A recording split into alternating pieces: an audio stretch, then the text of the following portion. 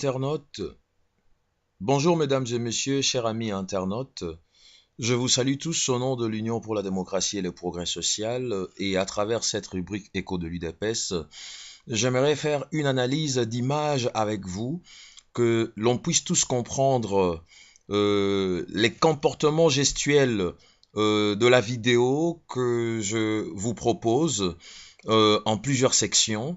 Au sortir de travaux de la Sanco hier, vendredi 17 mars, essayez un peu d'analyser les comportements de certains acteurs politiques. Vous remarquerez que dans cette première partie que je suis en train de vous proposer, que les acteurs politiques, à la clôture de la journée de la session d'hier à la Sanco, ils ont commencé à défiler, sortir tous.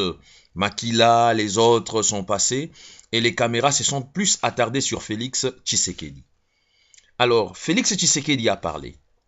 Félix Tshisekedi a parlé des avancées significatives depuis ces 2 jours à la Sanco.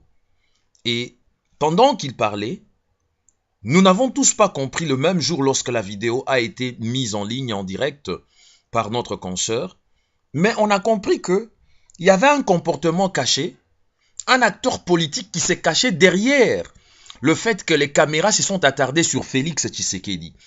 Et immédiatement, quand Félix a terminé avec son interview, le monsieur rappelle le caméra pour qu'il puisse parler également. Il amène une confusion et en même temps, il savait que toutes les caméras sont parties. Il a demandé que les caméras reviennent vers lui. Et pendant qu'il parlait, ses yeux étaient rivés vers la direction où Félix Tshisekedi empruntait pour sortir de la Sanco. Il n'y a personne à réintégrer.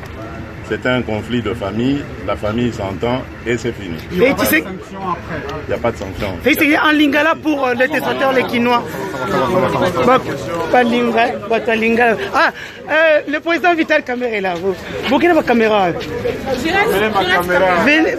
Ramenez les caméras ici. Ramenez les caméras.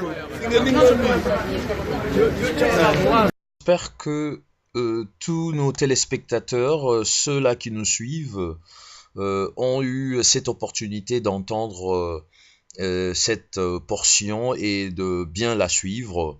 L'on se pose de questions. Pourquoi est-ce que M. Vital Kamerhe tardait dans le couloir de la Sanco? Il était en train de suivre les discours de Félix Tshisekedi attentivement. Il attendait le moment opportun pour essayer de récupérer un peu cette aura de Félix Antoine Tshisekedi parce qu'il savait très bien que les caméras n'allaient pas venir vers lui. Très bonne journée, je crois qu'il y a des avancées.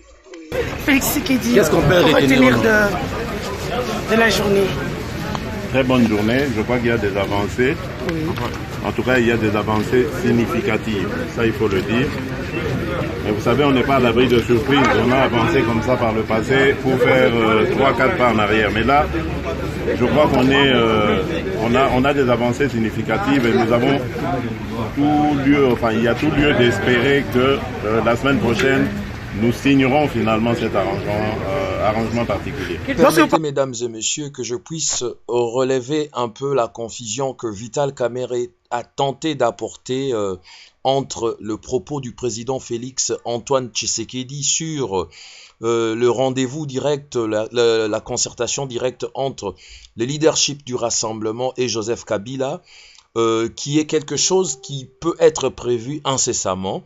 Alors, M. Vital Kamerhe préfère, lui, parler de la consultation entre le président du Conseil de sages pour la nomination du Premier ministre. C'est une confusion que nous n'acceptons pas et nous nous posons des questions si Vital Kamerhe est devenu membre du Rassemblement ou il est parmi ceux qui alimentent la confusion ou le problème autour et au sein du Rassemblement.